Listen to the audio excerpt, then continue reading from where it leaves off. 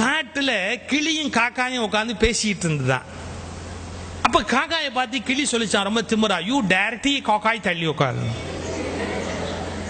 காக்கா கேட்டுதான், ஏன் இப்படி நான் இன்ஸ்டால் பண்றேன், நீ பிளாக் அண்ட் ஒயிட் நான் மல்டி கலர், ஏன் கலர்னா ஒசியான்னா. ஆமா, தமிழ்நாட்டில் இலவச டிவி கொடுத்த போது அவன் கலர் டிவி தான் கேட்டானே ஒழிய பிளாக் அண்ட் ஒயிட் டிவி ஆனால் வாங்கிட்டானா.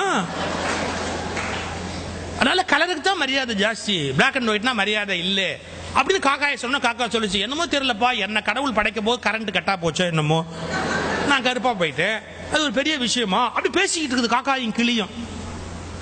அப்ப வேட்டைக்கு வந்தான் பாருங்க, அவன் என்ன பண்ணிட்டான், நேரா வந்தவன் கபக்குன்னு கிளியை பிடிச்சிட்டான். வேட்டைக்கு வந்தவன் கிளி தான் பிடிப்பான், காக்காயை பிடிப்பேன். காக்கா பிடிக்கிறதா ஊர்லயே பிடிக்கலாமே, காட்டுல போய் என்ன பிடிக்க வேண்டியிருக்கேன்.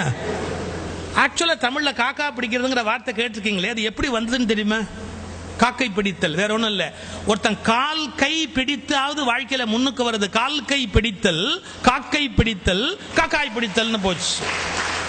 தமிழ் அது எப்படி ரூட் வந்ததுங்கிறதுக்கு. இப்ப இந்த காக்காயை விட்டுட்டு கிளிய அப்படியே லபக்குன்னு கிளியை பிடிச்சிட்டா. கிளியை பிடிச்ச உடனே நமக்கு என்ன தெரியுது? முதல் லெசன், அழகு எவ்வளவு அழகானதோ அவ்வளவு ஆபத்தானது. எவ்வளவு அழகானதோ அவ்வளவு ஆபத்தானது இல்லையா? காக்கா மாட்டிச்சு, கிளி மாட்டிச்சு.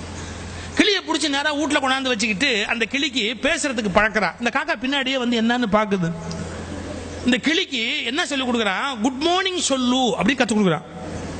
கிளிக்கு வரல. பூண்டு இருக்கு இல்லையா, கார்லிக், பூண்டை சுட்டு நாக்கில் வச்சு கிளியை பேச பழக்குவானா. இந்த பூண்டை தூக்கி கிளி நாக்கில் வச்சு கீச்சு மூச்சுன்னு கத்துது. அன்னைக்கு அமாவாசை காக்காய்க்கு வாசல்ல சோறு வச்சிருக்கேன்.